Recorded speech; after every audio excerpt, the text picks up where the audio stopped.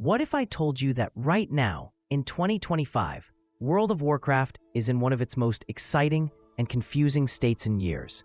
If you've been away for a while, maybe since Shadowlands or even before, you're probably wondering, is it worth coming back?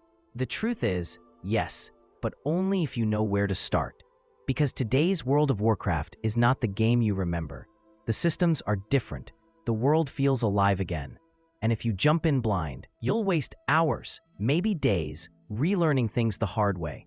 So in the next few minutes, we'll cover exactly what's changed, how to get started fast, and what to expect from the rest of 2025. If you're ready to rediscover Azeroth without getting lost in the grind, this is your guide. And hey, before we begin, if you love smart, focused gaming breakdowns like this one, make sure to subscribe to Pulse Gaming. We cut through the noise so you can actually enjoy your games again. All right, let's dive in. Section 1. What's new since you left? So, what's actually changed since you last logged in? The biggest shift is the War Within, the first chapter in WoW's new World Soul Saga.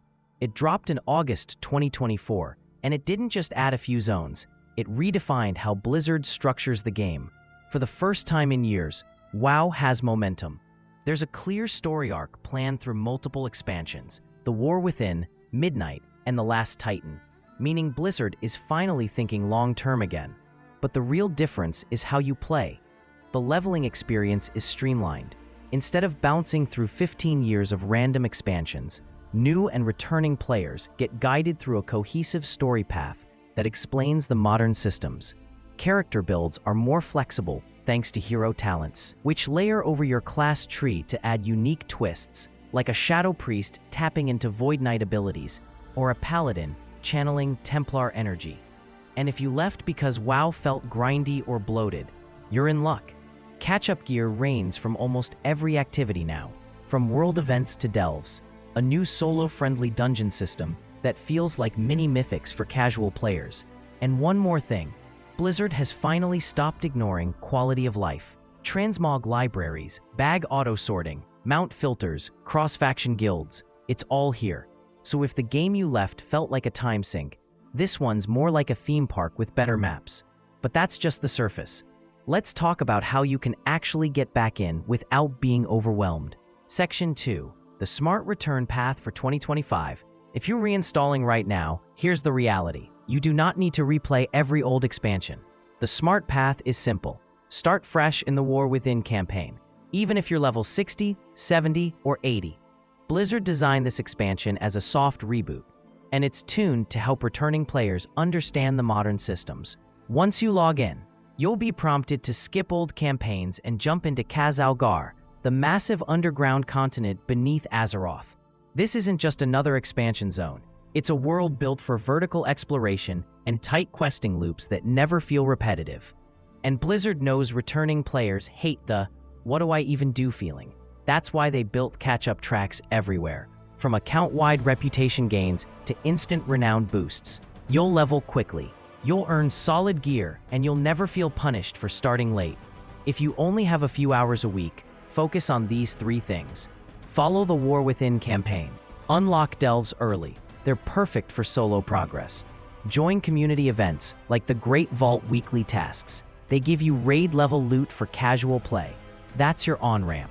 But what about that very first session? What should you actually do when you log in for the first time in years? Let's break that down next. Section 3. Your first 90 minutes back. Okay, you've logged in, updated your add-ons, and your interface looks like a spaceship cockpit. Don't panic.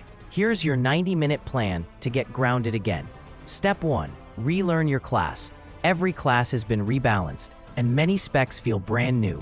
Don't assume your old keybinds work. They probably don't. Spend 5 minutes testing your rotation on a target dummy. Try the hero talent presets. They dramatically change your playstyle. Step 2. Update your UI. WoW's modern UI is actually decent now. Use edit mode to clean up your layout. It's simple, minimal, and no longer requires 10 different add-ons. Step 3. Choose your content focus. Want to solo? Try delves. Want group play? Queue for time-walking dungeons. They're tuned for fun, not pain. If you love story, the campaign voice acting and cinematics in War Within are shockingly good, almost on par with single-player RPGs. Step 4. Find your social anchor. Join a casual guild or the new cross-faction community groups. You'll get instant access to chat and events, and it makes every login more meaningful. And that's your first 90 minutes. You're back, geared and grounded. But now comes the hard part, staying consistent without burning out. And that's where most returning players mess up. Section 4. Common pitfalls to avoid. The number one mistake returning players make? Trying to do everything at once. You log in, see 1,000 icons on your map, and before you know it, you're halfway through 5 expansions, farming old raids, and completely forgetting what you were doing. Stop. WoW's content mountain is meant to overwhelm. Don't let it. Focus on one storyline and one gear path at a time. The second big mistake? Using outdated guides. Half of what you'll find on old forums or YouTube is from 2022 to 2023, and Blizzard has overhauled almost every system since then. For example, professions were rebuilt in Dragonflight, then retuned again in War Within. You can now specialize deeply into crafting niches like mythic armor smithing or potion mastery. Don't rely on old macros, check modern sources. And the third mistake, rushing to endgame. Many returning players hit max level in a weekend, then wonder why they're bored. Slow down. Explore the new side content, delves, dream surges, public events, fathom rifts. These activities feed directly into your gear score and let you play at your own pace. Avoid these traps, and you'll start to feel that spark again, that sense of discovery WoW used to have. But that's just the now. Let's peek ahead at what's coming next, because the next 12 months are shaping up to be wild. Section 5. What to watch in 2025 and beyond. So what's coming after the War Within?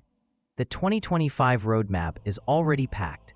Blizzard confirmed that the Midnight expansion will begin early access later this year, bringing us to the ancient elven kingdom of Quel'Thalas. And get this, player housing is finally real.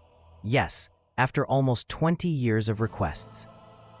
You'll be able to claim and decorate your own space, starting in early access this December for Midnight owners. It's not just cosmetic fluff, either. The housing system ties into crafting and social hubs, giving players reasons to actually visit each other's spaces.